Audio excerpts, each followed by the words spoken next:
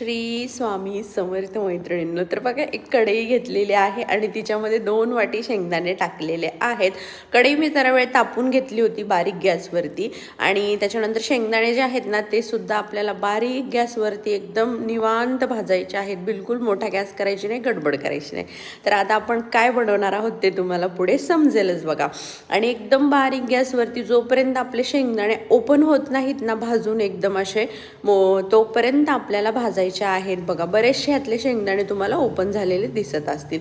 बारीक गॅसवरती भाजायला ठेवायचे एकीकडे, तोपर्यंत दुसरं काम करू शकता. पण लक्ष ठेवायचं आहे, नाहीतर थोडेसे करपतील सुद्धा. तर त्यानंतर मिक्सरचं भांडं घेतले, त्यामध्ये शेंगदाणे काढून घेतलेत आणि आपले 2 वाटी शेंगदाणे होते म्हणून 1 वाटी गूळ घातलेला आहे. तुम्हाला जर गोडाचं प्रमाण थोडं जास्त हवं असेल तर 1.5 वाटी गूळ घाला आणि आणखीनच गोड हवं असेल तर 2 वाटी शेंगदाण्याला 2 वाटी गूळ तुम्ही घालू शकता. पण मला हे थोडंसं कमी पाहिजे होतं गोड, म्हणून मी 1च वाटी शेंगदाणा टाकलेला आहे. त्यानंतर हे चिकट होतं बघा गूळ टाकून, आणि गरम शेंगदाणे असतात तर थोडंसं मोकळं करून घ्यायचं आहे हाताने. त्यानंतर विलायचीची पावडर 1 चम्मच टाकायची आहे. विलायचीमध्ये कसं आपण साखर टाकून वाटतो, त्यामुळं मग 1 चमचाभर टाकायची, स्वाद यायला पाहिजे ना छान असा लाडूला, त्यामुळं. आणि अर्धी वाटीला थोडंसं कमी तूप घेतलेलं आहे, गाईचं तूप आहे हे, आणि ते गरम करून घ्यायचे आणि त्याच्यामध्ये टाकायचं आहे आपल्याला हे आपले गूळ शेंगदाण्याच्या मिश्रणामध्ये. मस्त असे शेंगदाण्याचे लाडू करणार आहोत आपण. आणि गरम असते तूप, त्यामुळे लगेच हात घालू नका, कारण तुपाचा चटका खूप जोरात बसतो मैत्रिणींनो.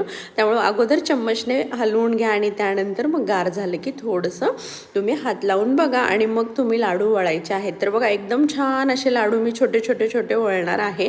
मला हे लाडू द्यायचे आहेत म्हणून छोटे करते, नाहीतर मला चपात्या भाकरीसारखे लाडू वगैरे पण मोठेच करायला आवडतात.